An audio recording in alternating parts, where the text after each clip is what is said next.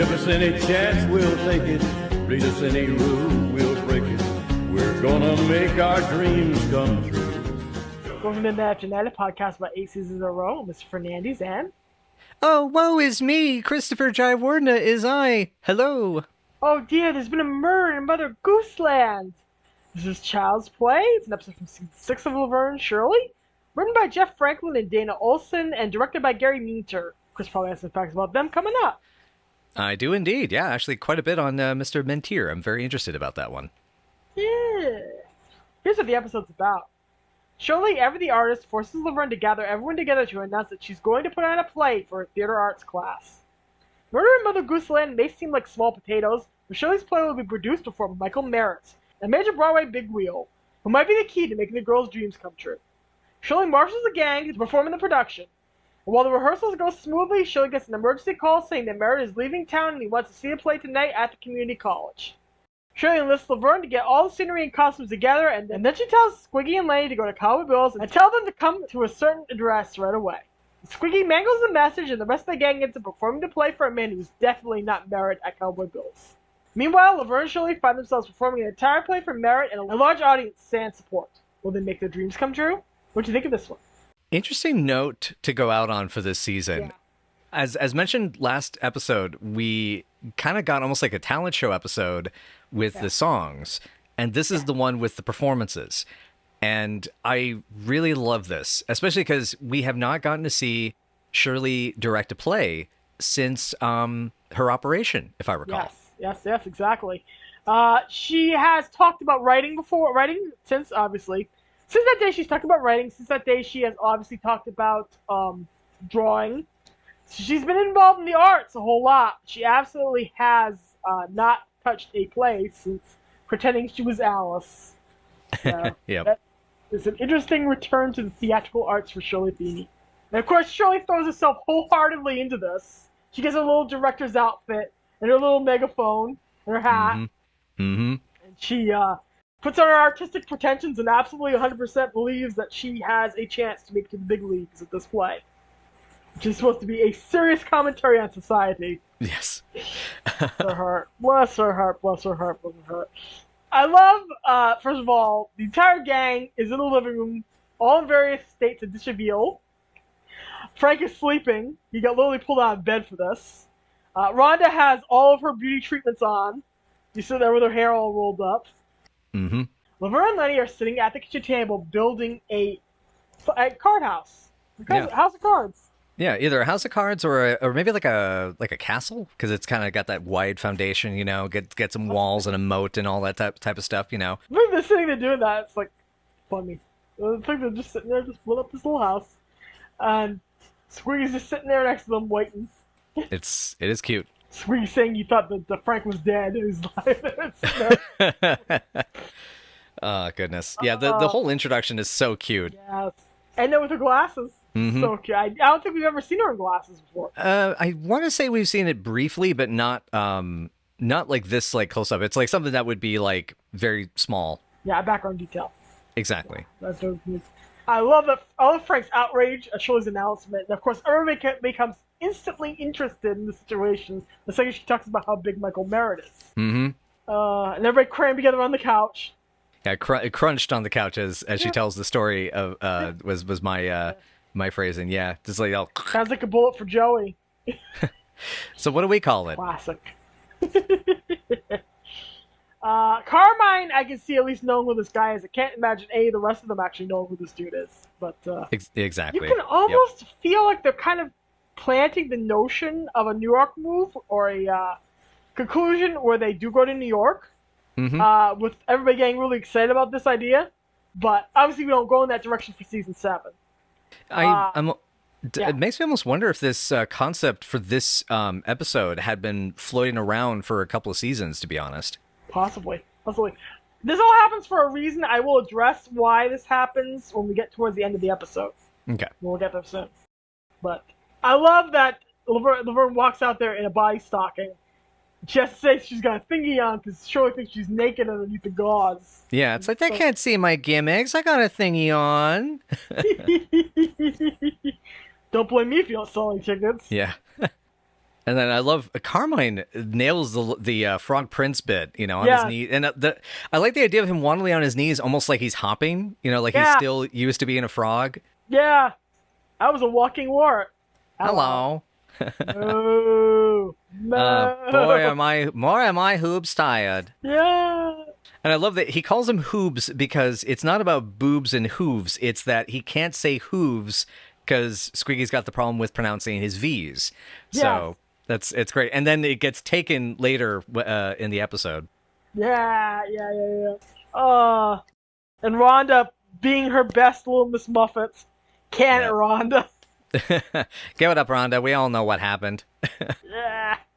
Curds and whey. And Squiggy says he ain't eating no fairy food because he has no idea what curds and whey is. And Lenny gets to die dramatically with his head in Laverne's lap until she drops him when she stands up.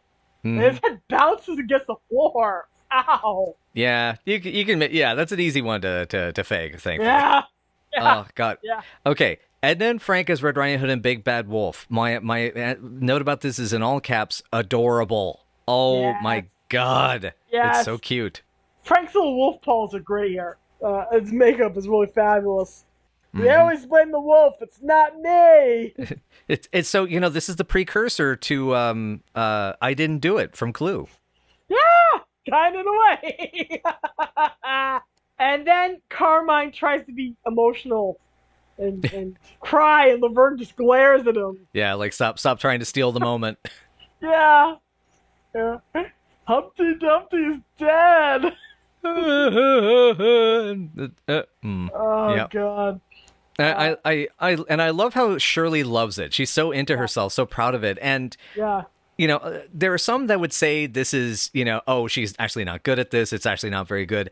There is an exhilaration the first time you get to hear stuff you wrote said. Yeah. And so Lisa, have you had any of your work performed by actors before? Yes, in a few ways, actually. Oh, wonderful. Yeah, I won't say how it happened, but yeah, I've heard that done several times, and it's very interesting every time. But you know what I'm talking about. That's the first time. It's like you're just like, there is a joy that you can't imagine until you experience it. Yeah, exactly. To be real, yeah. So I can understand too why she feels this way about the whole situation, because she is experiencing the absolute joy of hearing these people say her words the first time. Mm-hmm. Because, I mean, I not to bring this up or belabor any sort of points, but, I mean, when we did casting for Downcast, my first feature, I remember the only two of the writing staff that were there for the auditions for casting was myself and Eleanor. And I remember this look of, this exchange of a look we had when Rollins showed up to play Tony. Mm-hmm. And he just flew off. Like, the way he is in the movie is exactly the way he was in the audition. And it just was this moment of like, holy crap, it's really happening, And that's what I love about Shirley here is that, that sense of like, and it gets kind of stuck in your chest. I just loved it. Yeah. But then I do love the horror that she feels. They got to put the play on without enough rehearsals. And she knows it's not enough rehearsals. Yeah. I did like that touch. Yeah. But then she becomes Shirley, and she squares her shoulders and says, "We're doing this." Mm-hmm. And then she just ends up recruiting the boys. I love Lenny's. Do you tell I was really dead this time? Yes, very good. Yes. Yeah, and Squiggy trying to lift him up with the moon from the floor.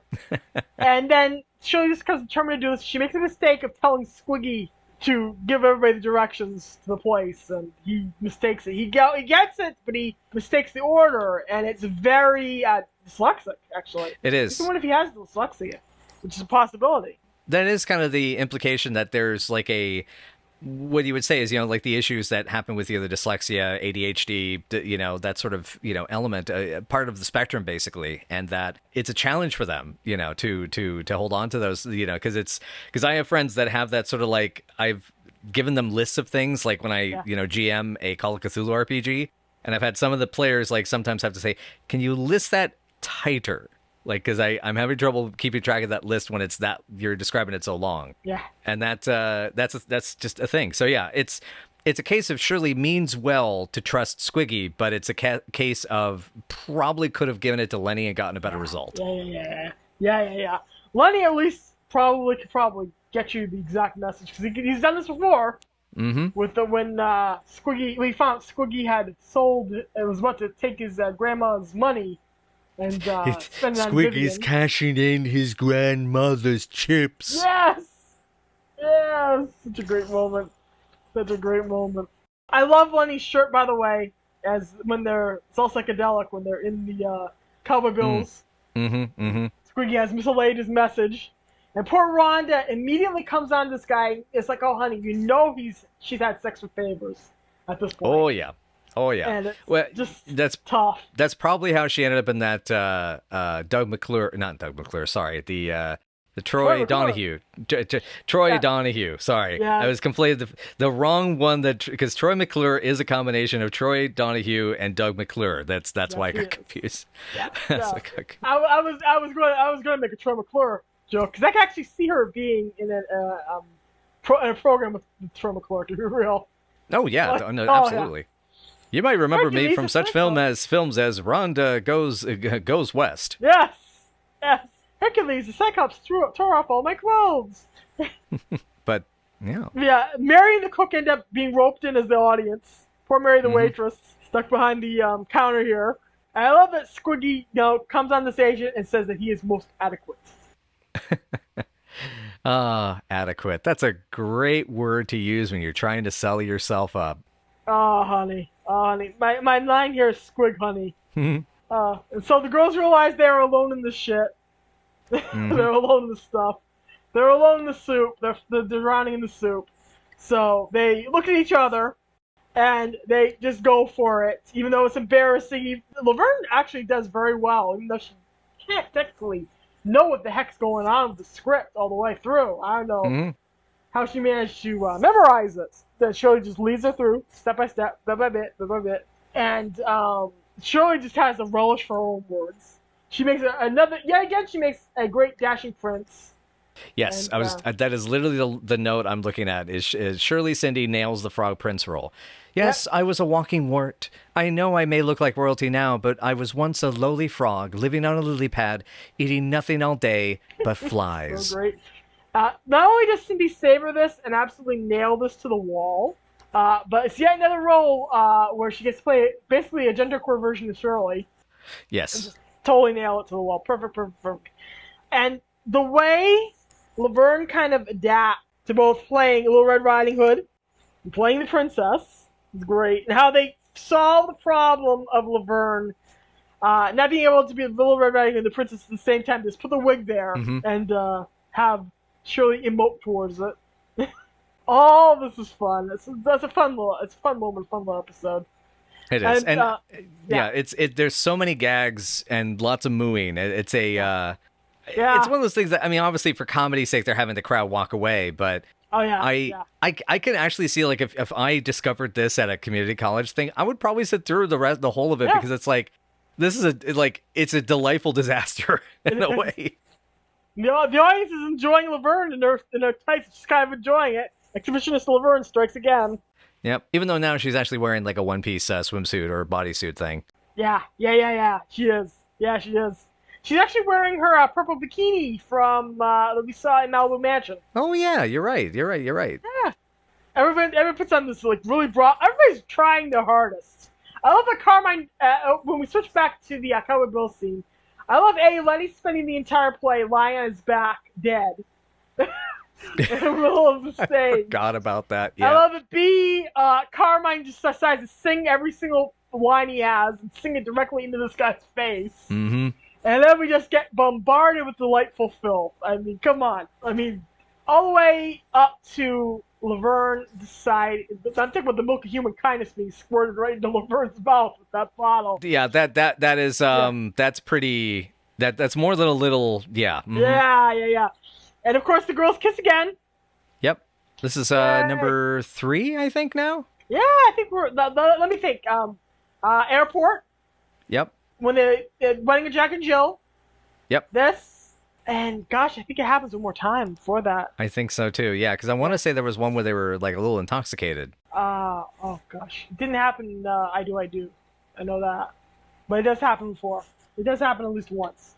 Hmm. But they kiss plenty on their mouth. And Laverne declares Shirley not a bad kisser. Yeah, She's not impressed bad. by it. Yeah. Yeah.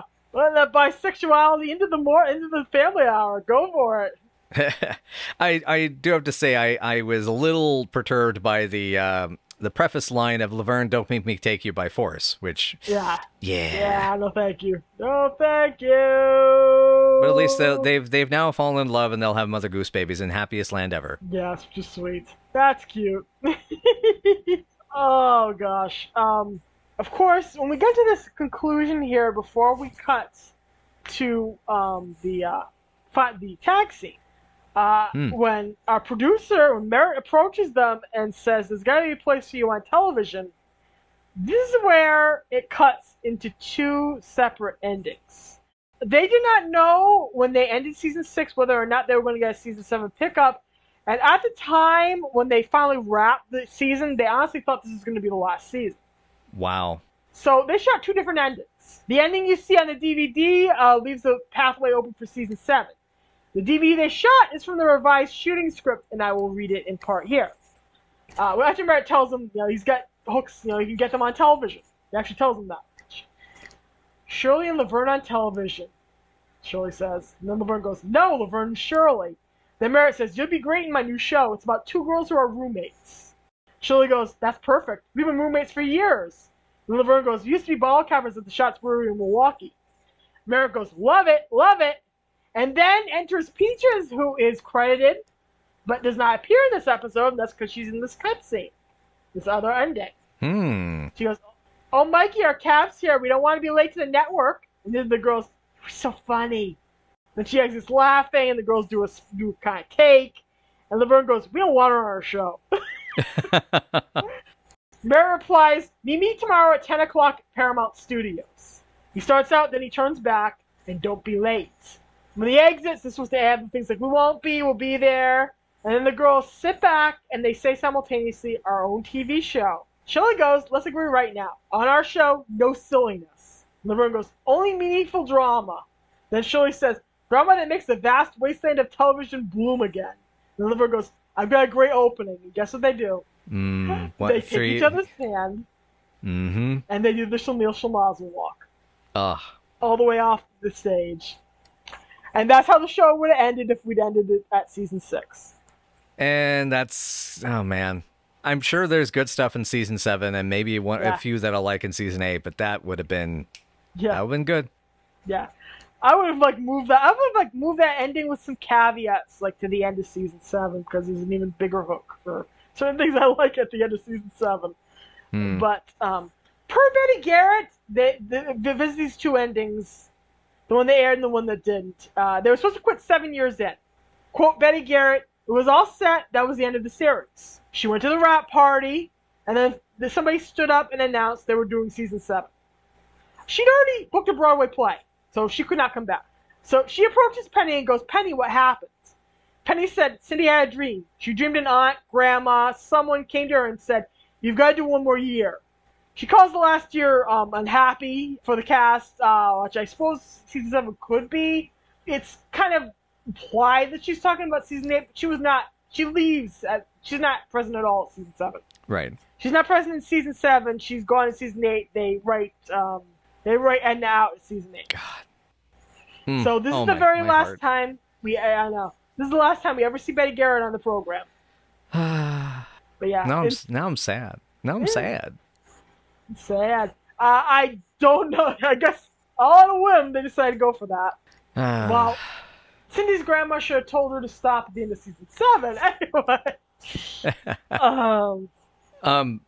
So this was revelatory when you told me this, that this was where things were going to go. And it was like, this was a light bulb moment to hear about this scene when we watched this episode. You told me about it. I would have preferred things getting tied up in a bow. I'm one of those people that just prefers things to kind of get a nice little box. I am a beginning, middle, and end person that likes things to begin, develop, and conclude well. It's why I love one-off books. It's why I love great movies. great one-off films that don't have a franchise, and they're not some exploitable IP for some fat cat that looks like a bunch of mayonnaise thrown into a meat suit, and left out in the sun too long. That's taken over different streaming services, because that's the interesting idea. Is like they make this one season move to California, but they make their dreams come true, and they do. And what's kind of interesting is they do it their way. And as much as their friends have given them the blueprint to work with, their friends and family, with the first pass, the first rehearsal, it is they themselves that make it to be in a show, their own show, the meta show, essentially. It's a good. I think it's a good ending. It's a great way to conclude things. For me, it's a little too meta. It's better than what we get. But for me, it's too meta. That's my little 2 cents. And the truth be told, if I was going to, if I could reorder all of the season, what we've watched so far. Well, first of all, I would just wipe season 6 off entirely, and I would, for all of its high points for me, I don't need it. I would say end season 5 with testing, and call it good. That's what I would say. And find another way to get, the Doctor introduced so that he can be in Duke of Squigman. But yeah, that's the thing, though, is there's different ways to end this show. There's different ways to end these seasons. This actually is, I would say, also one of the better final episodes of a season we've had in a while for this show to begin with. Because when it comes to Laverne and Shirley, it has often had episodes that are mid-season that feel like that's a better finale than what ends up being the finale. Yeah. The finale is a mess because of how everything goes down. We'll get there eventually with time. Not for a while, but we'll get there with time. And in the end, this is, like I said, this is a preferable choice. I like some of what happens in the reunion show when we get a reunion sketch. We find out what happened to the girls years later, decades later. But there's some flaws in that one too for me. But, for me, that's preferable than the ending we get. But I would still do something entirely different if I had the chance. I could tell you what I would do. Do you want to go for that now, or do you want to go for season 8 talking about that? I think I'll hold off till season 8. I can tell you how I'd sculpt everything from, season 6 on. Okay. There's a way to do, keep a good chunk of season 6. You truncate it, and then change some things. Because there are several triggers that needed to be pulled that didn't get pulled, and instead, you end up with something suboptimal. Right. So, yeah, this is somebody who loves this show. So I wanted to mention, though, before we get too moved on away from the alternate conclusions, of Peaches, the actor of Peaches. So that is Roxanne St. Clair as the role of Peaches. So her scenes were shot but never aired. So that is the first of only 2 roles that Roxanne would have in television. She was also in an episode of Bosom Buddies in another small spot, but afterwards, according to her website, I liked on-camera work but wasn't too crazy about starvation, so I moved to Boston and got that quote-unquote real job. She ended up actually becoming an author of books, mostly romance series that are kind of like the playful stories that you need when you just want some fluffy reading. Oh my gosh. And it just seems like a really class act. And anybody out there, I really recommend checking out her website. She's really sweet. Synopses of her books are fun. She looks like a treat of a like a pretty good person. The synopses of the books is hysterical. The what is it? 8 Brides for 8 Blackthorns is, oh my God. And then the Dog Father about the matchmaking guy with his dogs, and oh my God, it's amazing. Oh, it's adorable. I've read that trope many times. Yes. And so yeah, it's really cute. But yeah, so that's I just want to make sure to mention that. So that's a bummer we didn't get to see her part, because it didn't air. But I guess you could track down the Bosom Buddies episode and see her there. Yeah. So to clarify a bit with this finale, so Michael Merrit in the version that airs, Merrit is totally not into the situation, and I'm trying to remember because I was going through my notes while you were discussing the alternate ending. Is it a separate character that comes to them and offers them the show, or is it that Merrit has now moved into Hollywood, into television? No, Merrit offers it to them. Got it. Okay. No, actually, there's nothing else to the script. Merrit just said what Merrit says about them having a future in television plays out exactly the way it does on screen, and then we get that dialogue. Interesting. Yeah. And it's kind of like, were the writers mocking them, or were they being fun? Yeah, it's not. Yeah, it's whatever the case. Yeah. It Yeah. was definitely cool to see Dick Patterson as Michael Merrit. He's got this, again, another old-time, person. Dude's career spans decades before he even appears here on the show. I mean, did stand-up for Ed Sullivan and guest spots even on Dick Van Dyke. So, I mean, he probably had known Gary for years. Worked with Carol Burnett and all that kind of stuff. I mean, hell, his career slows down a bit after this episode, but he's the only actor who's been on Laverne and Shirley so far to also go on and be in an episode of Max Headroom. So there's that. Damn. But yeah, that's kind of this interesting idea that, like, you go there expecting to hit Broadway and you end up hitting TV land. And it's kind of an interesting way to sort of subvert the expectations of it. Like, well, I don't want to give you here, but you got a future over here, I think, actually. I might need to give you a meeting. I don't know why I'm suddenly talking like Walter Matthau, but, I don't know. But, it's fun. Yeah, that's cool. That's incredibly cool. To me, it's really cool. Yeah. I think so. But yeah, so the... Tag. So we've kind of gone through sort of the synopses of the episode itself and in terms of the season. I don't have a heck of a lot of notes of this episode, mostly because this is one that I feel. It's not one that I necessarily make those sort of like observations, like any deeper observations, because there's something charming about the fact that the episode is the characters all kind of being versions of themselves, these very exaggerated versions of themselves, and getting them a chance to just play. Yeah. It's playful and it's fun and it's a good time. We got we haven't talked about the actual aired tag scene.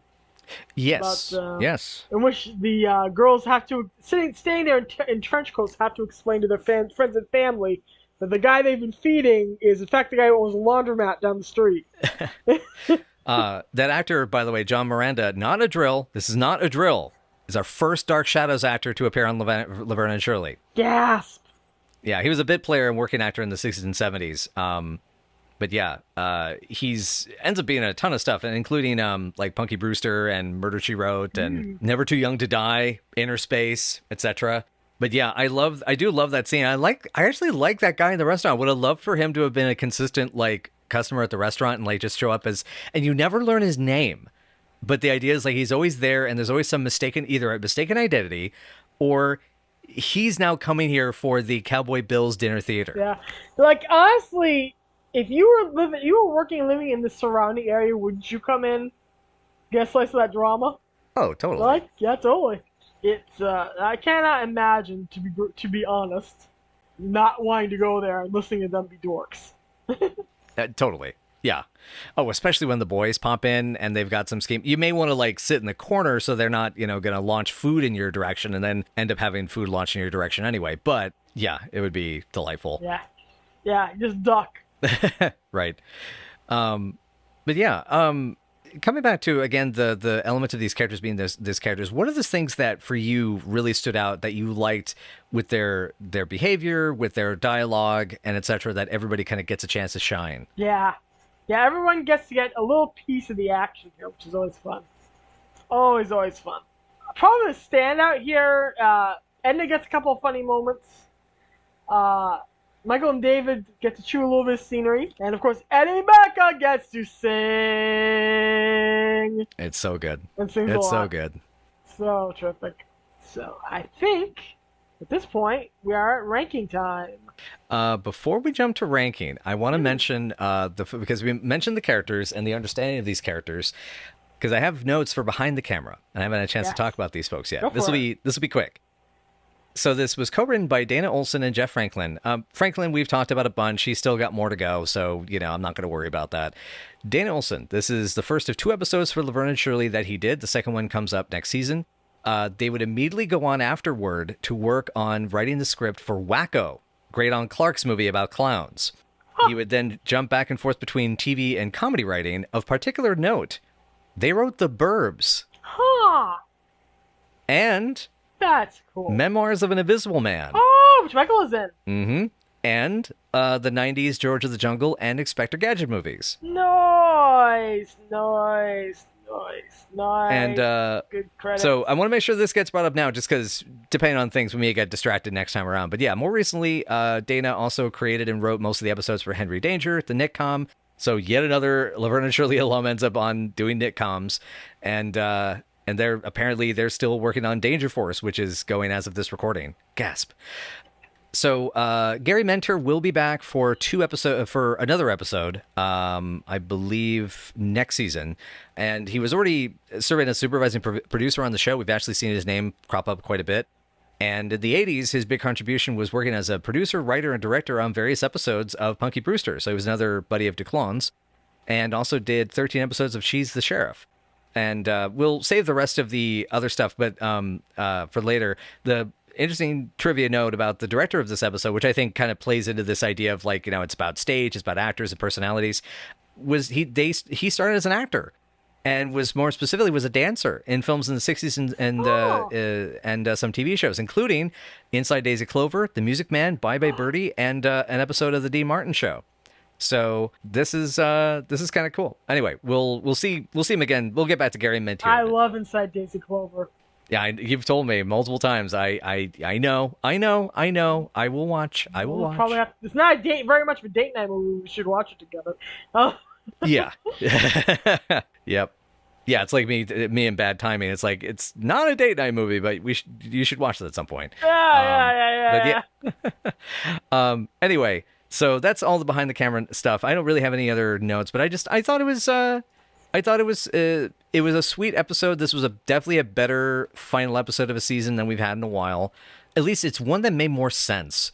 Like last year was Separate Tables, which I would even put The Diner as a better final episode of the season than Separate. Separate Tables was very mid-tier episode, good but not great. And then season 4 was Shirley and the Other Man, which I mean that not just does it have the whole issues with it, but it also it's not a strong story, not a strong plot. No. There's no, because I guess what it is, there's no stakes involved. This has stakes involved. Yeah. If I had to reverse the order on season 5, I would definitely put Diner last. Diner has become a bellwether and proven itself by the test of time as being a legendary episode of the sitcom, and a legendary episode of sitcoms in general. It's become famous enough where it has earned its wing. But so what are you ranking this Child's Play?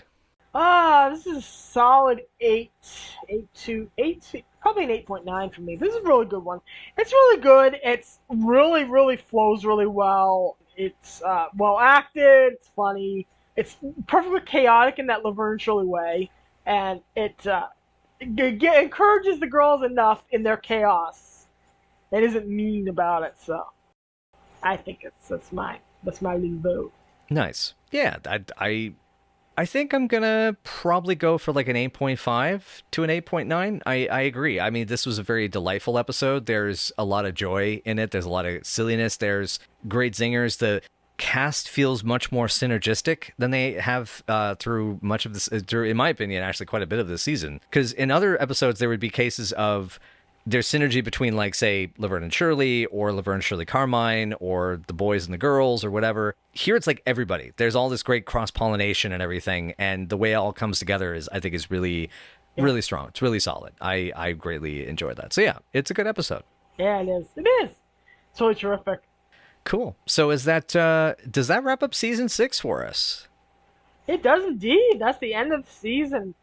Season 7 is on the horizon. There won't be too many changes for Season 7. Only a couple of things will have changed, including Betty Garrett will be missing. But we will be settling in for a fairly smooth ride, otherwise, until Season 8 and its turbulence sets in. Yeah. Yeah. Betty. I'm going to miss Betty. I'm gonna miss Betty too, but it's a nice goodbye for her. Yeah. Here, Sing Sing would have been a stronger goodbye for her, but yeah, it's one of those things where you don't expect it to happen, and they thought maybe they could get her back for season 8, they didn't. So. Yep.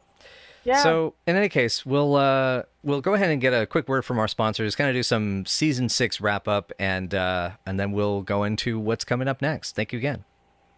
All right. So with our sponsor stuff out of the way, season 6 wrap up. I mean, doing a top 5 for this is going to be weird Yeah. for me. Do Yeah. you feel like you have your list pretty solidly in line now? Oh yeah. Oh yeah. I know which ones I'm going to recommend. I think the last slot is what I'm going to have a problem with, but I know definitely what the top 3 or 4 episodes are for me. So I've got a pretty solid idea. Yeah, it's going to take me some time.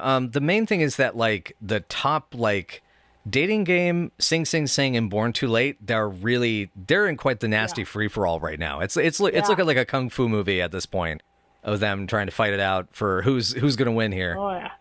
Oh yeah. Oh yeah.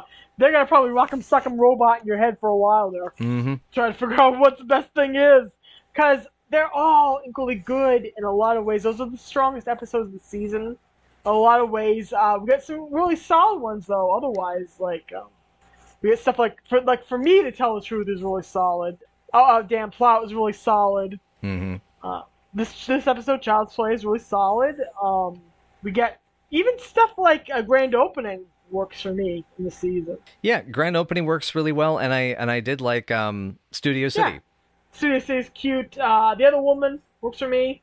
Yeah, the other woman's really good in parts. Yeah. I Do, which we shouldn't leave out of the conversation. High Price Dates is really good, and Barwell Caper.